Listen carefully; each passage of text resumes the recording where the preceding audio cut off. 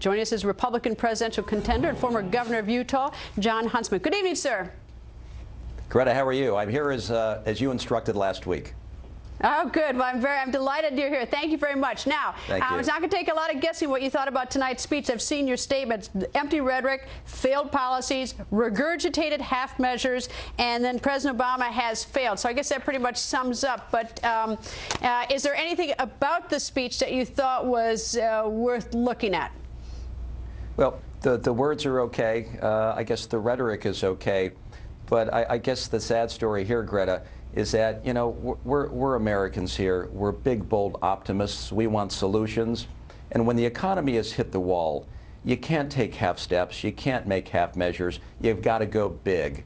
And wherever I go in this country, I have plenty of conversations, people at all ends of the economy. They want leadership. They just want someone to go big and to go bold.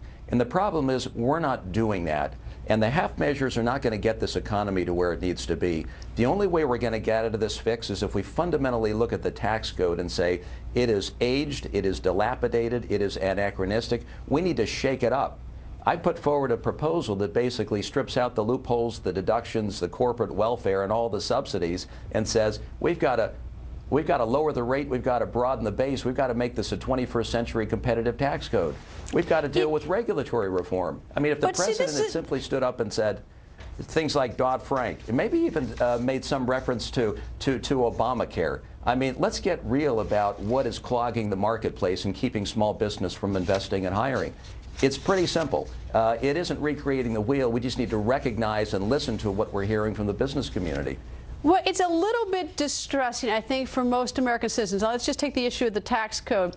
Is that December of last year, the Simpson-Bowles Commission came out with a proposal, and they said there was something like 3,300 earmarks in the tax code. They wanted to redo it, and they didn't get enough votes on the committee, and that still didn't stop really the White House or Congress. They could have picked it up and run anyway, the ball, but nobody does. There's no appetite. And then I have this report that I didn't put together, the GAO put together, which lists billions and billions and billions of dollars of waste that Senator Coburn commission that's been out since last March. And if you want money, go get the waste. I mean, it's really simple. That's not been done. Then tonight, the president says that he has this big plan, and he lays it out, but he says we're going to have to wait for his more ambitious deficit plan until a week from Monday. So it's really hard, I think, for the American people to think anyone really does give a damn. That's just sort of talk and chatter, but nothing's getting moved forward. So, Greta, we've had 3 summers of words, 3 summers of rhetoric, talk, and 3 summers of discontent.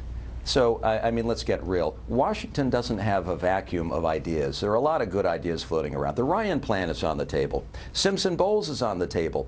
What we lack is leadership. I mean, that's what we don't have. So how do you do that? We don't have that in the Oval Office. How do you do that? If you become president, chances are you are going to have a divided House and Senate. So, I mean, that's now the problem the president has now. He didn't have it early on in his administration. He had, he had both the House and Senate. But let's assume that you are the president and you have a divided House and Senate. What can you do differently in terms of leadership to unlock this problem we have in Washington? What's special about you, or what would you do differently? Well, first of all, I believe the 2012 election cycle is going to be a referendum on getting this economy going and creating jobs. And we're going to take a very specific list of proposals, as we've already laid out, when it talks about tax reform, regulatory reform, energy independence, and free trade agreements. And I do believe that the imprimatur, the stamp of approval by the people in 2012, will give you a 2-year opening, basically, to get the work done. Now, I've been a governor. I know that when you have the will of the people with you, you've got a 2-year opening in which basically to get it done, and then it closes. And my worry for this president and for the American people is the door is closed. There's nothing more this president can do.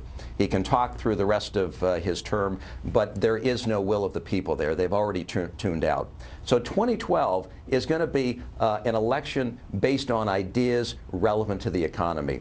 When I win that election, we're going to take those ideas and we're going to go to Congress and we're going to say we've got 2 years in which to get it done. Very specific, very detailed proposals that will carry the will of the people. And then you know what you do, Greta? You use that good old-fashioned instrument called the bully pulpit.